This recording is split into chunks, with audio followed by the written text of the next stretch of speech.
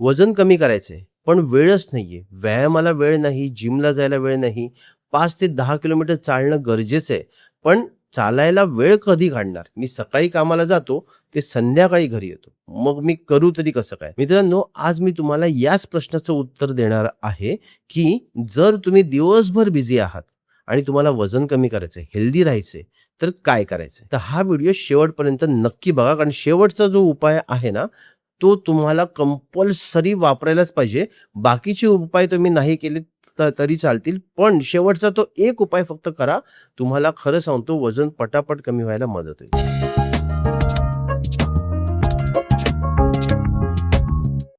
नमस्कार मित्रांनो, मी आहे डॉक्टर सुशांत नागरेकर, आयुर्वेद तज्ञ. गेले 15 वर्ष झाले आयुर्वेदाची प्रॅक्टिस मुंबई येथे करतोय. आमचं क्लिनिक ठाणे, नवी मुंबई, दादर आणि पुणे या ठिकाणी आहे. वजन कमी तर सगळ्यांनाच करायचं असतं, पण त्याच्या जागी जे अनुशासन लागतं ते कोणालाच करायचं नसतं.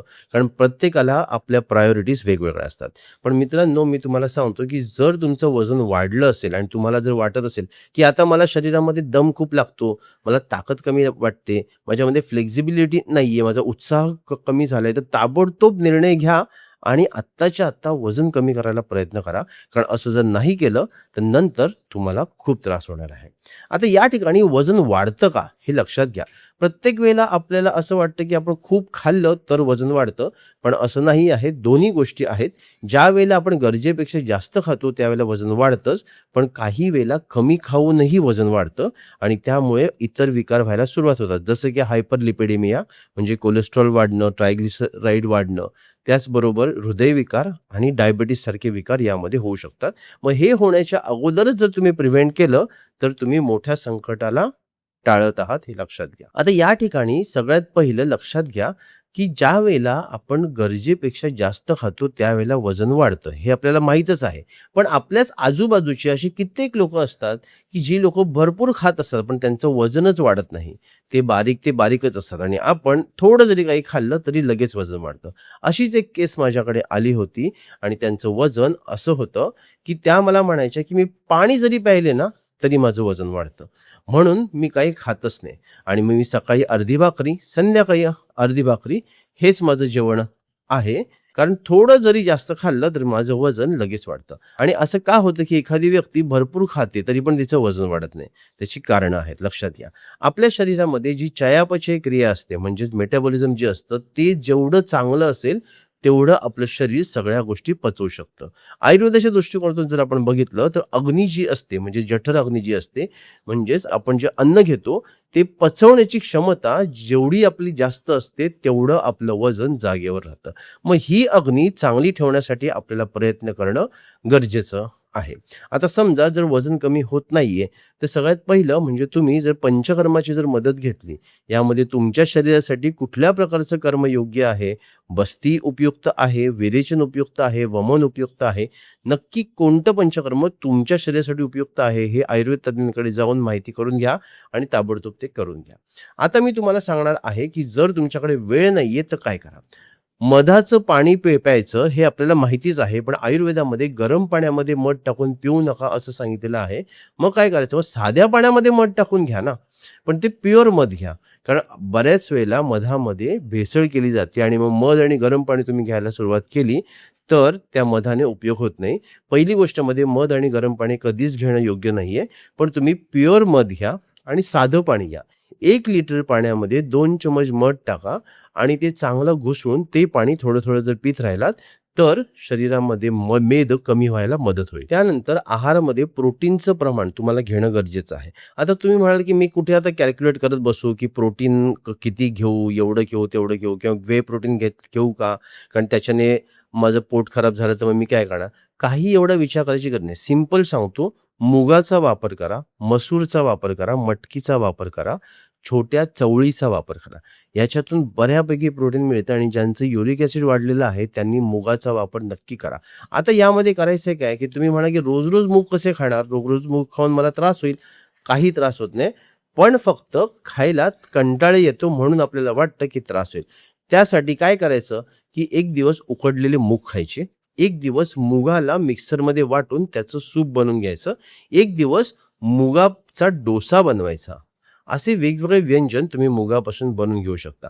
त्याचबरोबर आपण पडवळ्याची भाजी करतो, दोडक्याची भाजी करतो, कोबीची भाजी करतो. त्याच्यामध्ये मुगाची डाळ टाका आणि ते खा. तुम्हाला प्रोटीन बऱ्यापैकी त्याच्यातून मिळत जाईल आणि तुमची ताकदही चांगली राहील. तिसरा उपाय आहे ताक. ताकाचा वापर मेद कमी करण्यासाठी होतो, पण ताक कसं बनवायचंय हे नक्की लक्षात घ्या आणि मी डिस्क्रिप्शनमध्ये तुम्हाला ताक कसं बनवायचं याचा व्हिडिओ नक्की पाठवतो. त्या पद्धतीने ताक बनवून घ्या. ताक ज्यावेळेला आपण बनवतो ना, त्यावेळेला ते दह्यापासून बनवतो आणि त्याच्यामध्ये पाणी टाकून आपण बनवतो.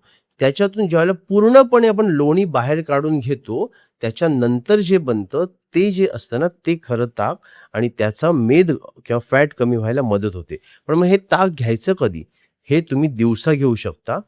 पावसाळ्यात नक्कीच घेऊ शकता. अनेक गृहिणी असतात की ज्यांना दुपारी झोपण्याची सवय असते. दुपारी झोपल्या कारणाने शरीरामध्ये कफ वाढतो आणि कफ वाढल्या कारणाने शरीराचे मेटाबॉलिझम जे असतं ते कमी होतं. तर दुपारी जेवणानंतर ताबडतोब झोपू नका. दुपारी जेवणाच्या नंतर 2 तासानंतर वामकुक्षी घ्या. वामकुक्षी म्हणजे काय? डाव्या कुशीवरती एक अर्धा तास पॉवर नॅप घ्यायचा आणि याची सवय लावून घ्या. मग बघा तुमचं वजन कमी व्हायला तुम्हाला मदत होईल.